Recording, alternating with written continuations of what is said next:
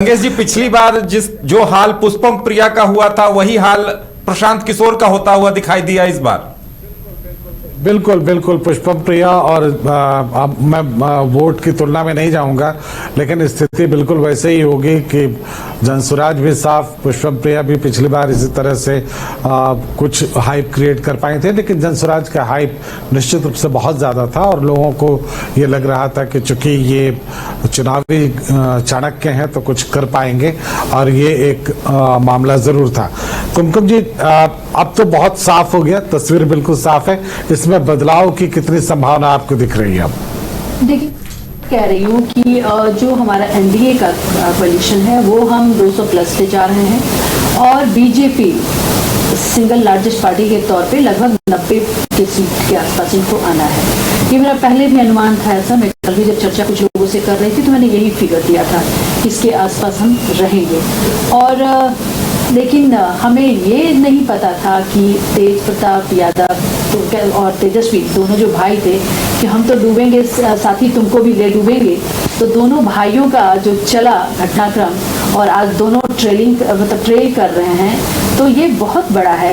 कौन सा किस नेतृत्व की बात कर रहे थे तेजस्वी, और उनको क्या जानकारी नहीं थी, कोई ग्राउंड पकड़ ही नहीं थी, या सिर्फ वो राहुल गांधी के कहते हैं ना कि 7 SIR का मुद्दा भी उन्होंने उठाया, वोट चोरी का भी मुद्दा उठाया, फिर उन्होंने हर घर को नौकरी देंगे जिसकी की कोई पॉसिबिलिटी नहीं थी। ऐसा साउंड हो रहा था जैसे कि चंद्रमा पे, या कहते हैं ना चांद पे आओ तुम्हें चांद पे ले जाएं, एक घर बनाए वहाँ पे, उस तरीके का सुनहरा दीवार स्वप्न दिखा रहे थे। तो ये बिहार की जनता है। देखिए, मैं कुछ बड़े बहुत ही जो शीर्ष नेतृत्व में बैठे हुए जो पॉलिटिकल लीडर्स हैं, जिनको सही मायने में जिनको चुनावी समझ है, या फिर जो बहुत बड़े बड़े पत्रकार हैं, मैं उनको भी सुन रही थी। तो उन्होंने भी कहा कि बिहार की राजनीति को समझने के लिए आपको जमीनी पकड़ होना बहुत जरूरी है।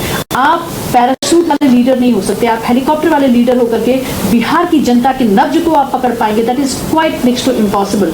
और इनका जो जो घटनाक्रम रहा है, सारे लोग बेल पे आज के समय में हैं। और मैं 2-3 रोज पहले का बता रही हूँ कि हिंदी के हिंदुस्तान में बिहार से पटना से छपा है कि लालू यादव ने याचिका लगाई थी कि राव एवेन्यू कोर्ट में जो हर दिन सुनवाई होगी IRCTC के मसले को लेकर के, वो हर दिन सुनवाई ना हो। तो सब लोग देखते हैं, परखते हैं, समझते हैं, आपकी बॉडी लैंग्वेज से पीपल कैन मेक आउट। और बिहारी जनता ऐसी ही है। और उन्होंने जो देखा, जो समझा, जो कंसीव किया, वो उन्होंने जाकर के पोलिंग बूथ पे जाकर के अपना जो कहते हैं ना वोट डाला, और वो आज आपको परिणामों के तौर पे आपको दिख रहा है। और सीधे सीधे साफ नजर आ रहा है कि यहाँ जो शीर्ष नेतृत्व में बैठे हुए जो सेंटर में प्रधानमंत्री मोदी जी हैं, उन्होंने फाइनेंस कमीशन के तहत कितना फंड बिहार को दिया, जीविका की महिलाओं को किस तरह से 1.5 करोड़ महिलाओं को आर्थिक सशक्त किया। 1.5 करोड़ मैं कहूँगी महिला सिर्फ आप ना कहें, क्योंकि हर फैमिली से एक महिला की बात होती है जीविका में।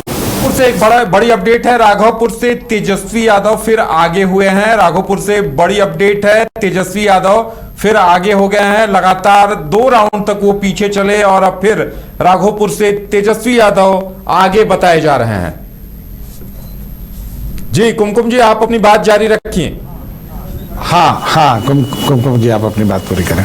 जी, मैं देख रही हूँ, अभी आपने बोला कि तेजस्वी यादव आगे हुए हैं। ये अगर मतलब हमारा डिबेट का अगर विषय बन रहा है कि तेजस्वी ट्रेल कर रहे हैं, तेजस्वी आगे हो रहे हैं, तो किस तरीके का नेतृत्व देने की बात वो कर रहे थे और किस तरह से जनता तक वो पहुंच नहीं पाए। एक राघोपुर कॉन्स्टिट्यूएंसी तक 1.5-2 लाख जो यहाँ पे वोटर होगा, आप उसको नहीं कन्विंस कर पाए, वहां आप ट्रेल कर रहे हैं। तो आप किस तरीके की बात करते हैं? आपकी राजनीतिक समझ, आपके पिताजी जैसे भैंसिया वाली बात करना, फिर आपको लाठी में तेल पिलाने वाली बात करना। अभी आर्टिफिशियल इंटेलिजेंस का युग है, अपने बच्चे को लोग एक उज्जवल भविष्य की कामना कर रहे हैं। वो पीछे वाली बात नहीं रही, आकर सबूफा छेड़ करके लोगों को गुमराह करके बहला फुसला करके आप वोट अपने तरफ ले लेंगे। कि हमने 17 महीने में, मैंने ये भी सुना कि तेजस्वी ने कहा कि हम 17 महीने में हमने इतनी नौकरियां दी। वो किस तरीके की बचपना वाली बात कर रहे हैं? सीएम के बगैर क्या डेप्यूटी सीएम का इतना पावर हो जाता है कि डेप्यूटी सीएम अपनी तरफ से वो नौकरी दे रहा है और सीएम जो है वो सीएम की कोई भूमिका उसमें नहीं रह जाती है और पार्टी लीडर्स की कोई भूमिका उसमें नहीं रह जाती है? इनके नेता जिस तरीके का वक्तव्य देते हैं, जिस तरीके का ये पॉलिटिकल जो कहते हैं ना पोस्चरिंग, और सही मायने में जनता के प्रति जो जनादेश जिस तरह से इनको लेकर के आना चाहिए था, टोटल फेल्योर है, नॉट फेल्योर, टोटल फेल्योर है इनका। इनको तो बिल्कुल कहते हैं ना कि सरेंडर कर देना चाहिए और आकर के बोलना चाहिए कि हमारी ये नैतिक हार है। ये एक दिलचस्प बात हो गई और मुझे लगता है कि बिहार की सियासत यहाँ से एक बार बदलेगी शायद।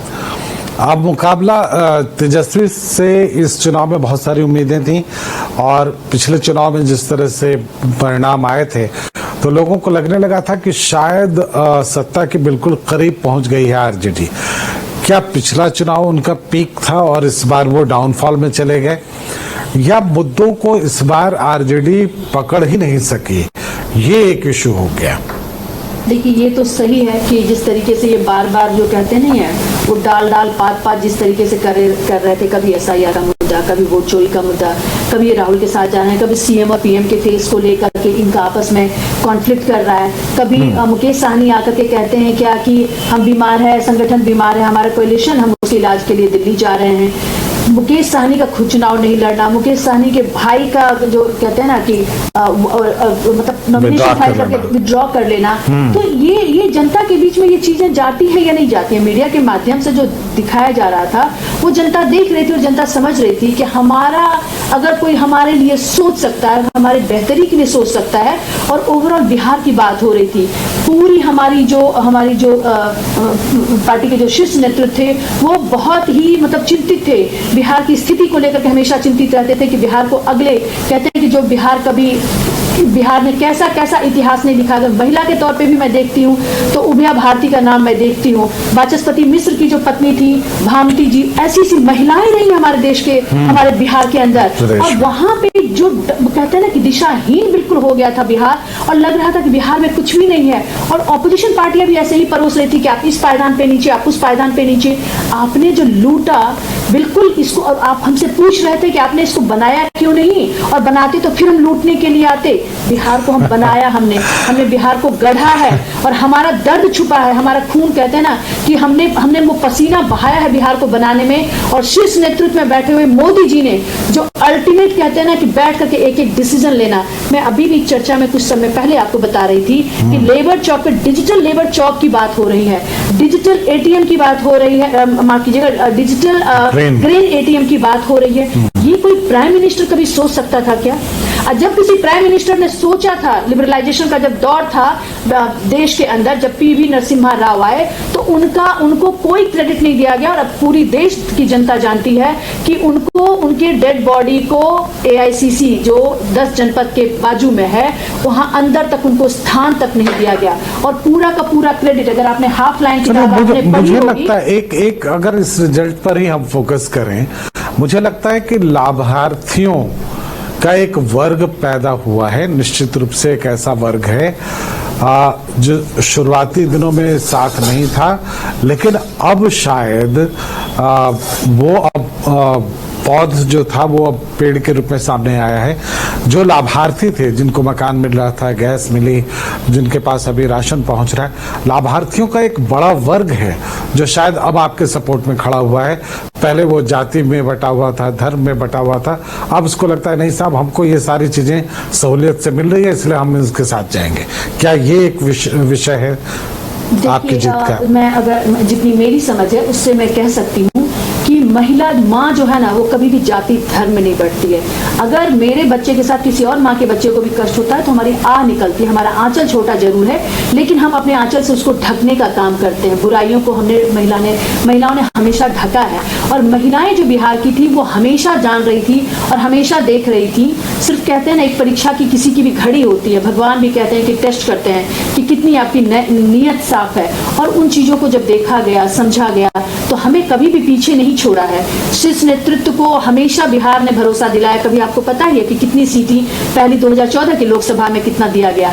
तो शीर्ष नेतृत्व में हमेशा से भरोसा रहा। शीर्ष नेतृत्व ने भी 15 फाइनेंस कमीशन को के तहत बिहार के लिए वो सबसे ज्यादा बेनिफिट जो जा रहा है, जो सबसे ज्यादा फंड मिला है वो बिहार को मिला है। तो जहां एक तरफ बिल्कुल हमारी नजर साफ थी कि बिहार का डेवलपमेंट का मॉडल था, उस वो लोगों के जहम में उतरा। और जब जहम में बातें उतरती हैं तो कोई कास्ट क्रीड, जो कुछ लोग अपने पॉलिटिकल कहते हैं ना कि चीजों को साधने के लिए, पॉलिटिकल सक्सेस को, अपने एरिना को साधने के लिए, उसमें बने रहने के लिए वो कास्ट और क्रीड में लोगों को बांटने का काम करते हैं। वो ना तो महिला कभी सोचती है, और धीरे धीरे जब महिलाएं अस्वस्थ होती तो वो तो जननी है, तो जब वो जनेगी तो उससे जो निकलेगा, जो पौध निकलेगा वो भी बिहार के उज्जवल भविष्य की तरफ देखेगा, क्योंकि माँ उसको बताएगी कि कोई किस तरीके से बिहार के उजड़े हुए बिहार को किस तरह से बसाया है, उसमें अपना खून पसीने का मेहनत लगाया गया है।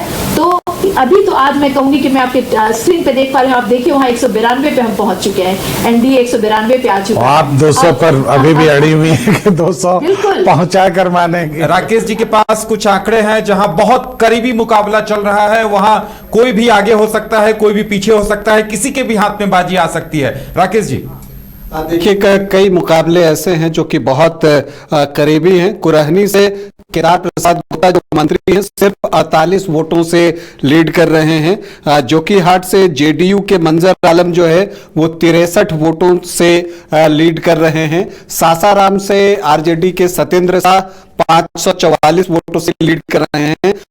बेतिया से कांग्रेस के वसी अहमद 684 वोटों से लीड कर रहे हैं। काराकाट से भाकपा माले के अरुण सिंह 335 वोटों से लीड कर रहे हैं। नरकटिया से महागठबंधन के आरजेडी के शमीम अहमद 933 वोटों से लीड कर रहे हैं। चैनपुर से मंत्री जमा खान 650 वोटों से लीड कर रहे हैं। बिस्फी से महागठबंधन के आसिफ अहमद 396 वोटों से लीड कर रहे हैं। बरहरिया से 621 वोटों से जेडीयू के इंद्रदेव सिंह लीड कर रहे हैं। फूलपरास से शीला मंडल पीछे हो गई हैं और सुबोध मंडल 841 वोटों से लीड कर रहे हैं। चिरिया बरियारपुर से जेडीयू के अभिषेक आनंद 224 वोटों से लीड कर रहे हैं। कहलगांव में जो झारखंड सरकार के मंत्री हैं संजय यादव, उनके बेटे रजनीश भारती 987 वोटों से लीड कर रहे हैं। चकाई से सुमित कुमार सिंह जो हैं वो 547 वोटों से लीड कर रहे हैं।